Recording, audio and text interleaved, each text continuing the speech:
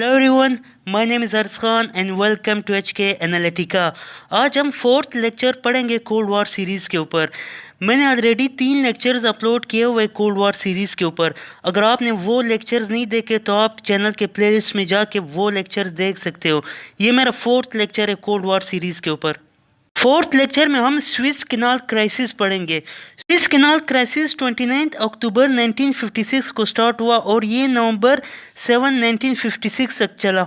Swiss canal crisis तब start हुआ जब इजराइल, फ्रांस और बरतानिया के फोर्सेस ने इजिप्ट के ऊपर अटैक किया। इस अटैक का मेन मकसद ये था कि जो स्विस कैनाल है जो इजिप्ट के कंट्रोल में था उसको जो है वो फ्रांस और बरतानिया जो है अपने कंट्रोल में लें ताकि वो वर्ल्ड ट्रेड को जो है वो कंट्रोल कर सके।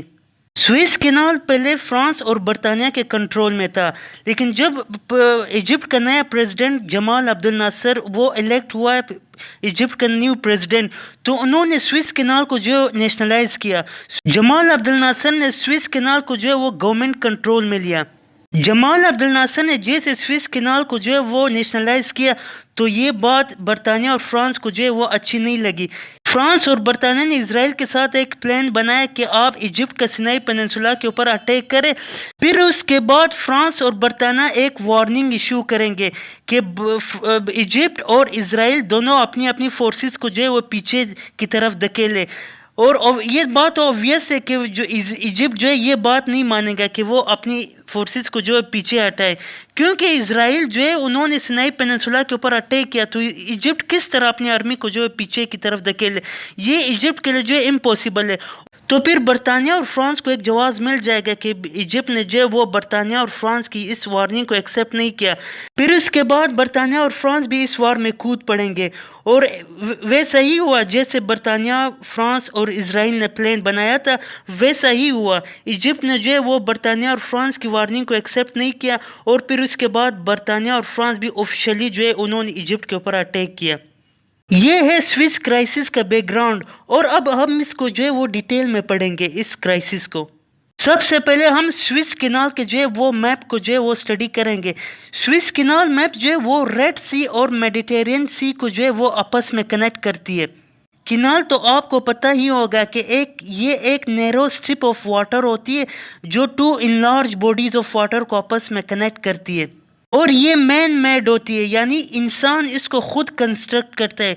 ये इंसान बनाता है ये कैनाल। जो नेचुरल होते हैं उसको स्ट्रेट कहते हैं।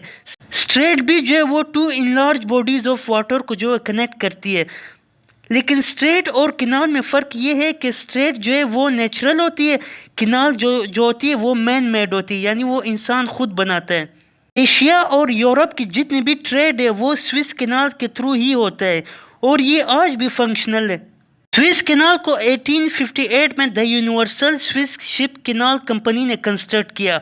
इस कंस्ट्रक्शन को यूके और फ्रांस ने जो है वो फंड किया था और फिर उसके बाद इनको जो है वो 99 ईयर्स के लीज पे ये स्विस कैनाल दिया गया, यानी 99 ईयर्स तक ये कैनाल जो है ये फ्रांस और बरतानिया के कंट्रोल में रहेगा और फिर उसके बाद ये इजिप्शियन गवर्नमेंट के हवाले करेगा ये कैनाल।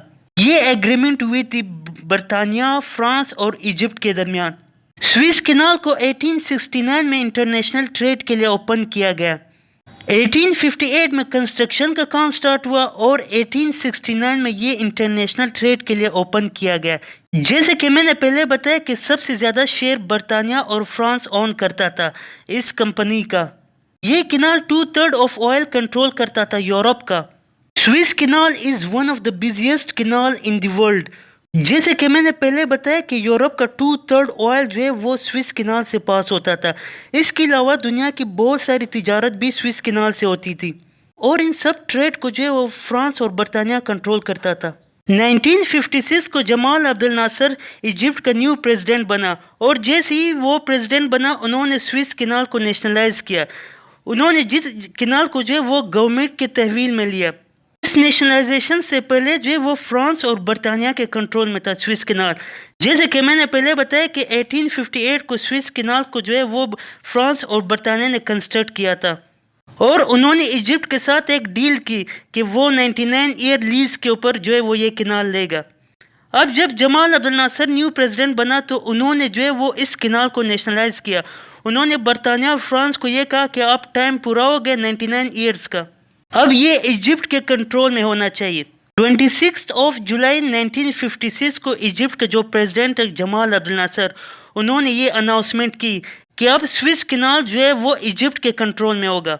جمال عبد الناصر نے جیسے یہ اناؤنسمنٹ کی تو پھر اس کے بعد برطانیہ، فرانس اور ایجپٹ کے درمیان جو ہے وہ ٹینشنز بڑھ گئی تھی، اور یہ ٹینشنز کچھ مہینوں تک چلی، اور بالآخر فرانس برطانیہ نے اسرائیل کے ساتھ مل کر ایجپٹ کے اوپر اٹیک کیا، جس سے جو ہے وہ سیکنڈ عرب اسرائیل وار کی شروعات ہوئی.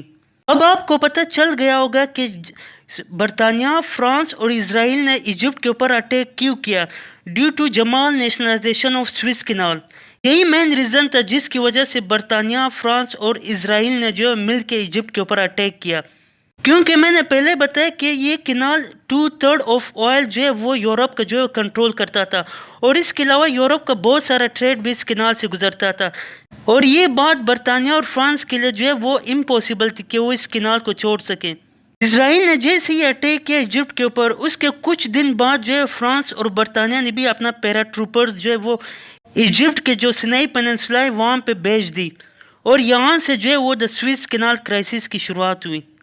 29 اکتوبر 1956 کو اسرائیل نے ایجپٹ کے اوپر اٹیک کیا، اور اس کے 2 دن بعد برطانیہ اور فرانس نے بھی اس وار کو جوائن کیا.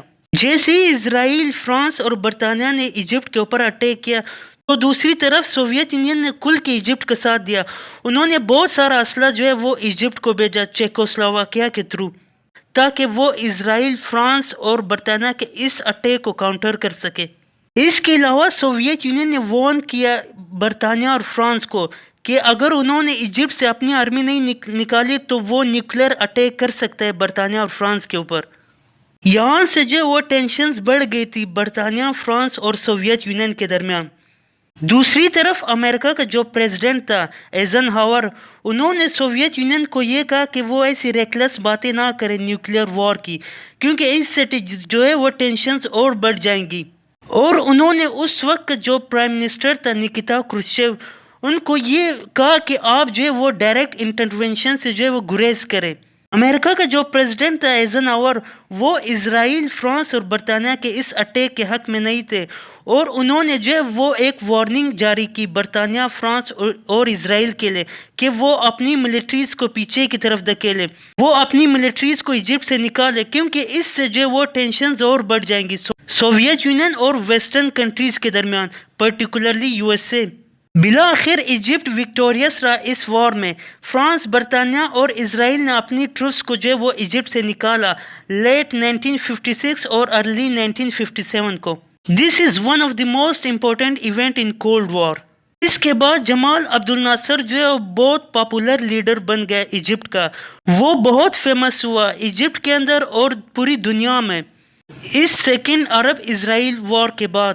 وکٹری جمال عبد الناصر کی ہوئی، وکٹری ایجپٹ کی ہوئی، اور اس کے بعد جمال عبد الناصر نے سوئس کنال کو پورے کنٹرول میں لیا، اور یہ آج تک جو ہے وہ فنکشنل ہے اور سٹل ایجپٹ کے کنٹرول میں. 4th لیکچر کو میں یہاں پہ اینڈ کروں گا، اور 5th لیکچر میں بہت جلد آپ کے لیے لے آؤں گا. So stay tuned.